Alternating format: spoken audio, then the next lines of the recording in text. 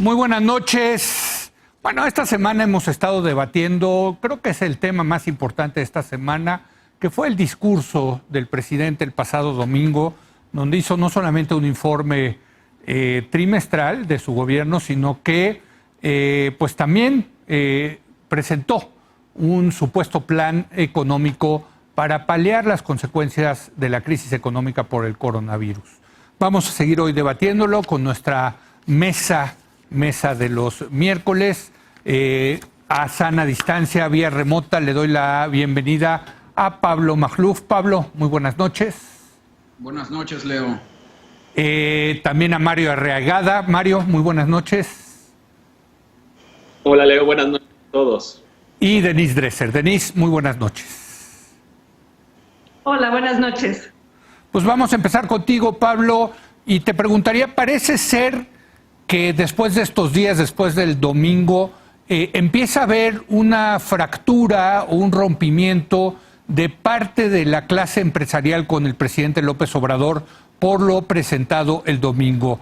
¿Tienes esa misma impresión o cómo ves la relación del presidente con los empresarios? Sí, Leo, tengo exactamente la misma impresión. Yo lo que veo es que ya francamente el régimen se está preparando para echarle la culpa a los empresarios y es una historia que ya conocemos en México. Hoy la secretaria del Trabajo empezó ya de plano a repartir culpas en Twitter diciendo que algunas grandes empresas estaban desobedeciendo el llamado presidencial, despidiendo gente y les pidió reconsiderar, pues estos no son tiempos de encono, sino de solidaridad, o sea, de, como yo lo veo, de alinearse, ¿no? Y Leo, pues a mí eso me huele a 1982, a López Portillo, cuando el semblante más autoritario del régimen priista enfrentó a los empresarios contra el pueblo. Y esto a mí me parece muy grave porque ya toda la mesa está puesta para que ese desenlace, si lo decidiera tomar López Obrador, se diera. Incluso me parece un poco perverso porque, por un lado, el régimen le pide a los empresarios no despedir a nadie, pero por otro los ahorca. O bueno, los ve más bien ahogándose y no les tira el salvavidas, ¿no? Y pues es obvio que así se van a ahogar. Y una vez ahogados los empresarios, pues nos ahogamos todos. Y además hay una farsa ahí, Leo, porque en este tipo de crisis quienes verdaderamente sobreviven son los grandes empresarios, no los pequeños y medianos, que son los que generan el 52% del PIB y el 72% del empleo. Es decir, en realidad a quienes López Obrador está apoyando es a los oligarcas. Entonces, a mí me parece que la mesa está puesta para repetir uno de los peores episodios en nuestra historia. Ya desestimó el presidente el plan presentado por el Consejo Coordinador Empresarial, que todos los economistas serios consideraron bastante benéfico, y pues creo que así están las cosas. Denise, ¿tú ves un alejamiento, no todavía quizá un rompimiento, pero un alejamiento del gobierno con los empresarios? Por supuesto que sí, sobre todo con una cúpula empresarial que hubiera querido ver una política mucho más intervencionista con respecto al gobierno de López Obrador. Pero a mí me gustaría centrar la atención en el hecho de que hay una ruptura con los grandes empresarios, pero hay un descobijo total con los pequeños y medianos empresarios. Y eso es lo que me resulta más preocupante, porque las grandes empresas podrán encontrar fuentes alternativas de financiamiento y podrán resistir la crisis que se viene cierto tiempo más. Pero el domingo vimos a un presidente que presentó acciones minimalistas cuando se requerían acciones extraordinarias. Porque se tenían que establecer las condiciones económicas para que la gente particularmente las empresas pequeñas y medianas que emplean a un porcentaje tan alto de la población, medidas para que esas empresas pudieran contar por algo para que su gente se quedara en casa. Y el presidente no estableció esas condiciones. Se necesitaban apoyos explícitos para el 50% de la población que vive al día y el presidente no la proveyó. Demostró que vive en una dimensión alejada de la realidad del mundo y del planeta, una especie de AMLOlandia. Y yo creo que por eso los empresarios de la cúpula y la oligarquía empresarial y también los pequeños y medianos están mirando con azoro a un presidente que parece no entender la lógica de políticas contracíclicas, que no parece comprender la importancia de preservar el empleo y que además está dejando de lado a millones de pobres que no serán atendidos por los programas sociales que sí reforzó, y eso es aplaudible, pero deja descobijada a una amplia franja de la población. Un presidente que parece no comprender que cuando no hay crecimiento económico va a caer la recaudación. Cuando caiga la recaudación, habrá que recortar el gasto público. Cuando se recorte el gasto público, empeorará la crisis. Cuando empeore la crisis, habrá más pobreza. Entonces, por un lado, abrió un frente con los empresarios, pero también dejó un frente abierto con los pobres de este país. Pero, Mario, también el presidente lo que ha dicho es que él, en esta crisis, a quien va a defender, a quien va a proteger, es a los pobres de México. Claramente lo dijo son 22 millones de personas, esa es la población que nosotros vamos a atender, a diferencia del pasado. Mario. Bueno, Leo, para empezar, no son 22 millones de pobres, son casi 60 millones de pobres. 22 son los que atienden los programas que ha desplegado la actual administración. A partir del Censo de Bienestar y en las varias programas que han desplegado las secretarías. Esto, debe decirse, es menos que lo que el Coneval reportó que oportunidades en el pasado, en 2018, atendía, que eran 27 millones. Así que mi preocupación no está en el punto de que este presidente, como dice Denise en su mundo, se niegue a aceptar el hecho de que quizás sería buena idea gastar en aquellas empresas grandes a las que él no quiere rescatar, o en las medianas, mucho mejor idea, de acuerdo con las dos intervenciones anteriores en que las pequeñas microempresas son los grandes empleadores de este país y necesitan un plan que no se vio anunciado. Pero rescatar a las grandes empresas, como lo ha encuadrado el presidente, no es la prioridad por el momento, y así lo dijo en el discurso. A mí lo que me preocupa es justamente esto de atender a los pobres, esas tipo de redes de apoyo al bienestar de la población en una crisis económica de este tipo van a ser cruciales. Como nunca necesitamos saber con más transparencia cómo están los padrones de esos programas sociales, a cuánta gente llegan, a cuánta gente no le van a llegar, para estar preparados con algunas medidas de emergencia, porque, Leo, va a haber un efecto dominó que quizá, y esto también lo añado en mi reacción al discurso del domingo, sí. A menos que corrija pronto, es un discurso que se queda corto en el sentido de que quizá no dimensiona el tamaño del reto y probablemente la tragedia social que venga en consecuencia. Ya salieron los cálculos y aplaudo la transparencia con la Secretaría del Trabajo, el Instituto Mexicano del Seguro Social hicieron públicos estos datos, pero los datos son de alarido. Sabemos que se han perdido casi 350,000 empleos en las últimas 3 semanas, Leo. Correcto. Empezaron a un ritmo de 14,000 empleos perdidos al día. Y eso ya los perdimos durante 2 semanas. En los últimos 6 días perdimos 25,000 empleos diariamente. Si sigue así, ya lo calculó el economista Raimundo Campos, también Enrique Quintana, entre otros, que sí se han hecho proyecciones. Si seguimos este ritmo, vamos a terminar el mes de abril con casi menos 1 millón de empleos. Entonces, ahí también se notó una desconexión cuando el presidente dijo que iba, a crear 2 millones de empleos, quién sabe cómo, sería un récord histórico. pero el hecho es que ya vamos a perder 1 millón, y eso es solo en un mes. Si la cuarentena dura 3 meses, imagínate el tamaño de la cantidad de gente que va a terminar en la informalidad cuando pierda sus empleos.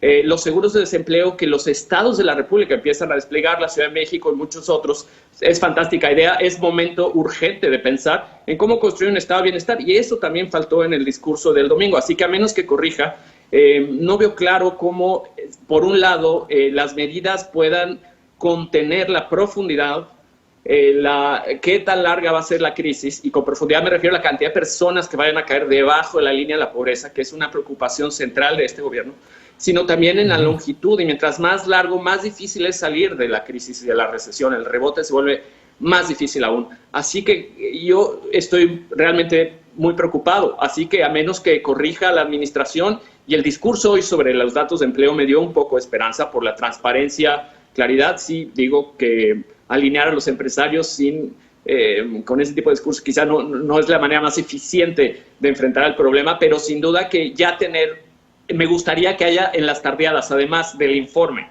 médico de la pandemia, haya también un informe económico de empleos y pobreza todas las tardes con datos para darle seguimiento, porque no queremos volver al México desigual y de pobreza, que esta administración podría tardarse en recuperar lo perdido el resto del sexenio, y eso no es deseable para nadie.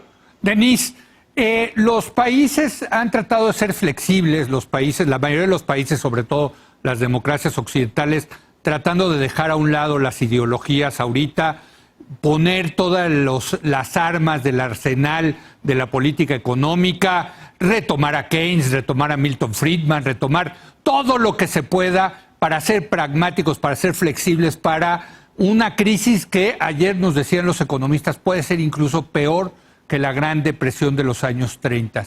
Y el presidente, él mismo lo dice: yo soy terco, yo sigo adelante, este es mi proyecto, no se sorprendan.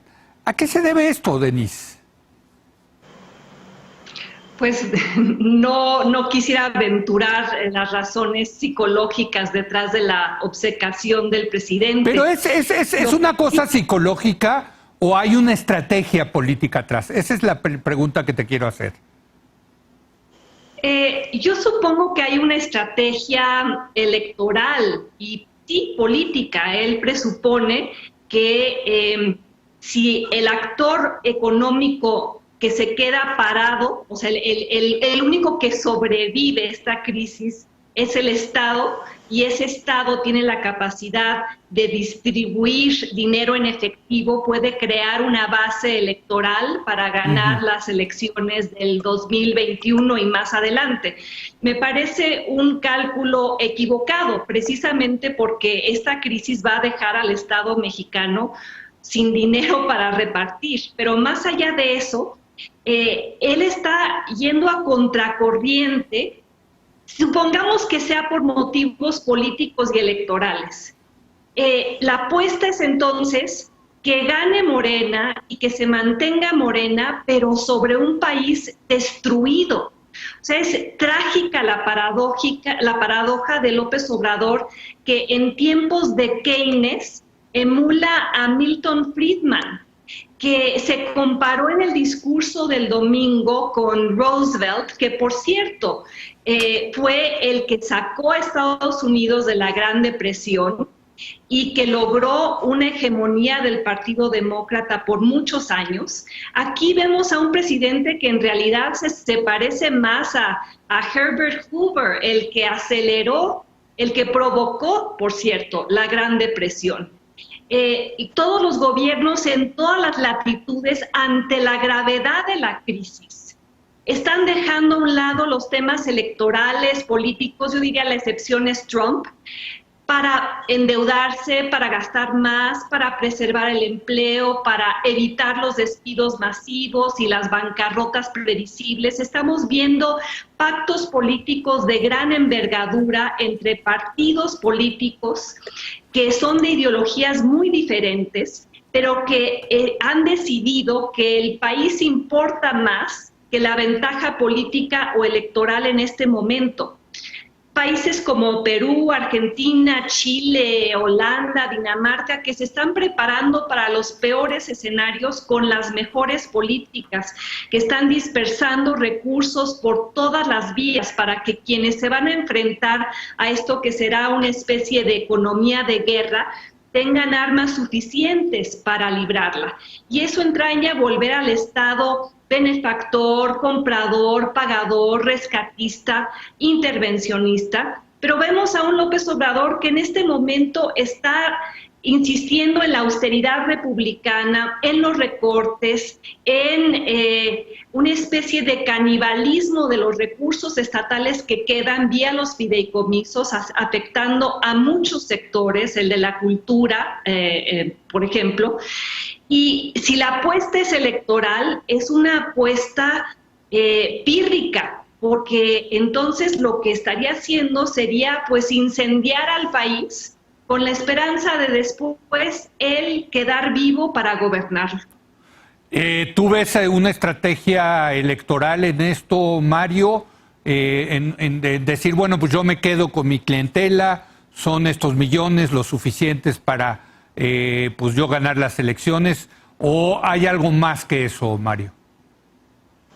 No, yo al revés, no coincido con esto en Denis, no veo un plan macabro de destrucción para ser el rey de un país empobrecido, no para nada, al revés, creo ver en todo caso falta de visión de que esto lo va a llevar a perder la elección intermedia y probablemente la presidencial después, solo le va a hacer la vida más difícil. Marzo también fue el mes más violento de lo que va de la administración. Y en cuanto se empiecen a sentir los efectos económicos, más los de seguridad pública, sabemos que son los dos temas más difíciles de remontar para cualquier administración en términos electorales. Su base, digamos que de los 22 millones de beneficiarios de los programas sociales votaran todos por Morena, aún así podría ser un bajón. Y eso ya no ocurre. No es así como está funcionando ya el clientelismo, no funciona automáticamente como antes. Así que no creo que haya en eso una estrategia. Quizá vería una estrategia en algo que hoy el presidente hizo, que fue denunciar que hay 15 compañías que deben 50,000 millones en impuestos. Y esto a lo mejor es wishful thinking, es que estoy deseando algo que quizá no es, pero es mi mejor hipótesis. Que al hacer eso, al pedir solidaridad de las empresas, al no despedir, en el fondo lo que dice es que paguen sus impuestos y no se discuten rescates, sino quizá hasta después, y para las micro, pequeñas y medianas. Y en eso quizá él ha encontrado difícil encontrar el apoyo y construir la coalición para hacer una reforma fiscal. Él casi que para poder lograr ser aceptable para muchas de las élites mexicanas, tuvo que renunciar a la agenda de impuestos. Eso quiero pensar. Entonces quizá ahora está tratando de retejer esa idea, comunicándola que México tiene que hacer una reforma fiscal. El sistema de salud va a ser rebasado muy pronto. Hablábamos la semana pasada cómo hay un problema de derechohabiencia. Hay 20% de los mexicanos, 30 millones de mexicanos que no tienen ningún tipo de derechohabiencia en ningún sistema de salud, viven desamparados completamente. Y del total que sí tiene, de esos 80, la mayoría no tiene acceso directo. Estos son datos de Coneval. Sobre todo las mujeres no tienen acceso directo a servicios de salud, y acceso directo es una cosa de qué tan lejos está el hospital, si están llenos, si hay lugares suficientes, si las han rechazado de tratamientos intermedios. Son prácticamente 25% de las mujeres que tienen acceso directo del país. Cuando lo pones eso en mujeres indígenas, por ejemplo, baja al 11%. Es trágica la situación de nuestros sistemas. Desde luego. Entonces, el reto fiscal se nos va a venir en la cara, va a ser muy claro, y yo creo que se puede construir un acuerdo nacional para reforzar el servicio de salud pública de nuestro estado tan moderado, y nuestra recaudación, siempre hay que recordar este dato de la OCDE, nosotros recaudamos menos del 17% del PIB, cuando Brasil recauda el 30%. El promedio de la región, el promedio de la OCDE es 32%, ¿no? Entonces, realmente somos un país sin un Estado basado en contribuciones de impuestos. Empezar la discusión va a ser ahora una oportunidad que quizá la está empezando el presidente de forma estratégica. Y digo, otra vez, es solo una hipótesis, quizá un deseo de mi parte, pero me gustaría que fuera así. Un primer paso hacia... Pues veo que Pablo quiere entrarle porque entre que si es estrategia política, wishful thinking, o en fin, hay muchas cosas que decir. Venga, Pablo. yo estaría más de acuerdo con Denise, pero lo atribuyo más a las pugnas internas del poder, y mi conjetura ahí es que ganaron los radicales. Habíamos venido platicando, Leo, no sé si recuerden, que al interior del gobierno, o al menos hasta hace muy poco, había dos principales facciones. Digo, hay muchas facciones, pero en cuanto al plan económico, los keynesianos y los hardliners, los radicales. Pero los hardliners, a ver, Pablo, ¿son marxistas-leninistas que quieren agudizar las contradicciones para derrocar el sistema capitalista así de plano? ¿Los verías? Sí, yo creo ¿Sí? que hay un poco de eso, ¿cómo no? Mira, los keynesianos querían medidas contracíclicas, Sí, un verdadero plan de apoyo, Sí. como los que están poniendo en marcha los países más ejemplares del mundo. Y los otros querían seguir, mira, si no marxismo, al menos con sus programas clientelares y proyectos obsoletos que ya nos habían empezado a llevar a la ruina desde antes de la pandemia. Y a mí me temo, a juzgar por lo que sucedió el domingo, que están ganando los radicales y ya estamos a merced de estos grupúsculos dentro del gobierno que a los que no les interesa en lo más mínimo una recuperación, sino que incluso, como bien dijo Denise, ven la crisis como una oportunidad política. O el mismo presidente lo dijo en un lapsus, ¿no? Y lo digo porque ni siquiera los economistas obradoristas, y aquí Mario, que los conoce bien, desde los desigualdólogos del Colmex hasta los de Democracia Deliberada, así de UNAM. Leo alguna vez fue uno de ellos. Bueno, fíjate, pero todos obradoristas. Yo sí soy del Colmex, así que no digas nada, Pablo, cuidado. Y también Denise, por cierto, y Mario, así que estás contra el Colmex aquí. No. Los economistas del Colmex. Ah, los economistas. Ajá. Sí, obradoristas. No, dije desigualdólogos. No consintieron el supuesto plan de López Obrador. Eso a mí lo único que me indica es que el Politburó obradorista sí está comandado por la gente más intransigente. Es una pugna que ya habíamos visto en todo el sexenio. Y eso a la vez significa que ese es el grupo que tiene la bendición del presidente. Y bueno, si algo enseña el poder es que con gente así no se puede dialogar. Bueno, a ver, entonces, para terminar, porque nos queda una ronda y quisiera comenzar contigo ahora, Mario, parecería que entonces se está radicalizando López Obrador y van ganando los radicales en esta coyuntura. ¿Tú lo ves así? Bueno, no sé ni siquiera si esto que ustedes llaman los radicales tienen algún plan preciso y pensado para reaccionar con ánimo estratégico a esta coyuntura. Yo ni siquiera... No, pero no es un plan, es esta idea. Si va a tronar esto, que truene, porque esto nos va a beneficiar a nosotros en pos de un nuevo proyecto político económico para el país.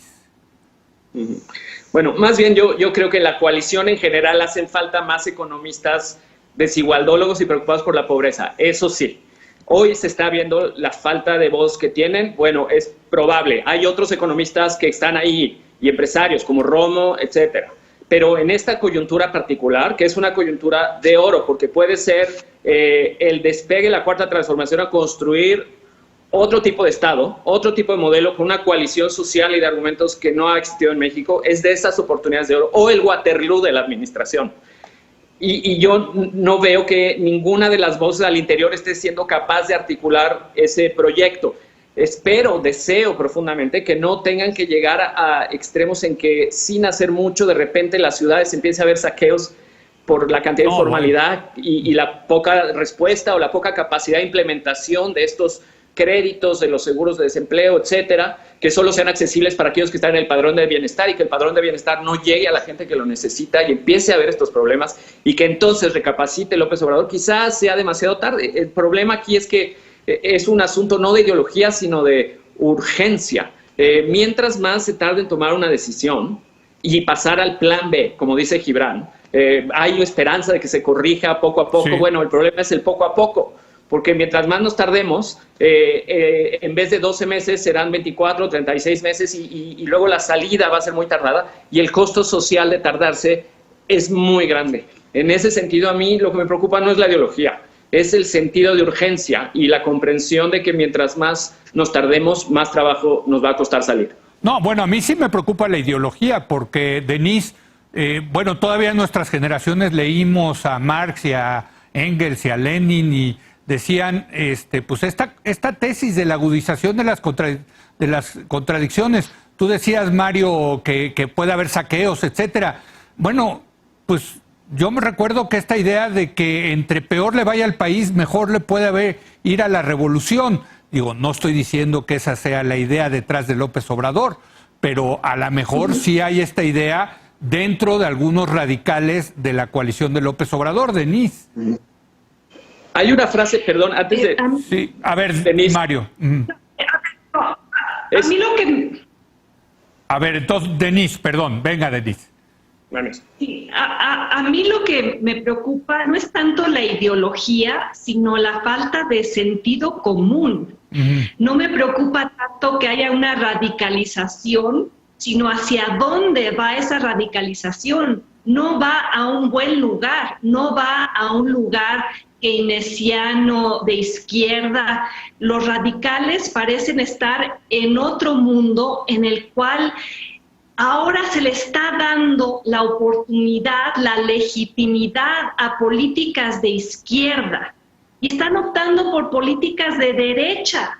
Pero Denise, es un tipo de izquierda, es la izquierda de la socialdemocracia, no es la otra izquierda más radical, ¿estás de acuerdo?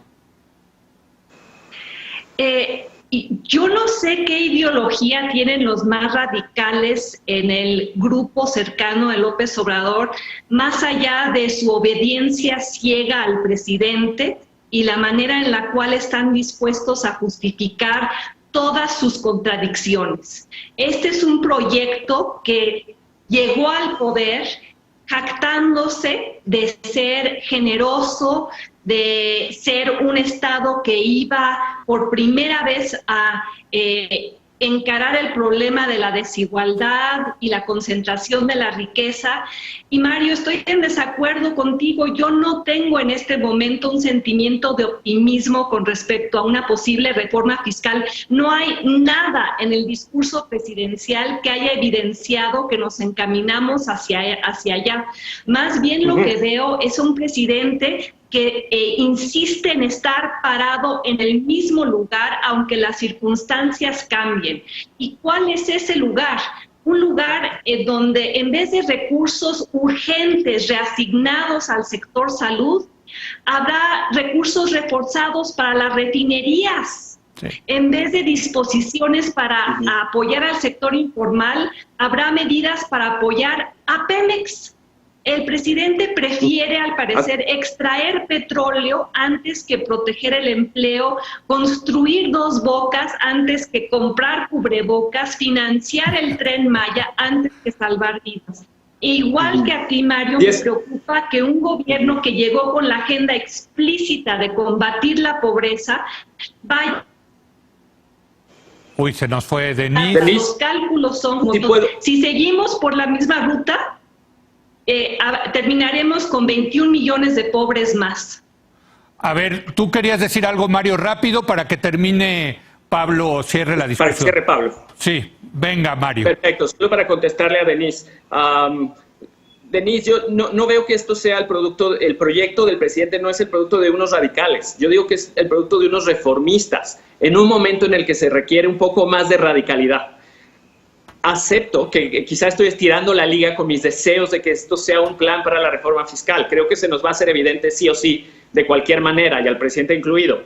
Si lo toma ya veremos, ¿no? Pero acepto, no estoy optimista, pero tampoco creo que esto es producto del radicalismo, sino del reformismo de ciertos grupos que tienen miedo a dar los saltos más amplios que hacen falta en esta coyuntura. Y solo digo una frase muy bonita de John Maynard Keynes, que creo que es muy buena para la ocasión. La gloso, él hablaba de la paz después de la Primera Guerra Mundial que iba a ser malo para la economía del futuro de Europa. Y es si frente a la tragedia y la reconstrucción Apuntamos deliberadamente al empobrecimiento de amplios sectores de la población.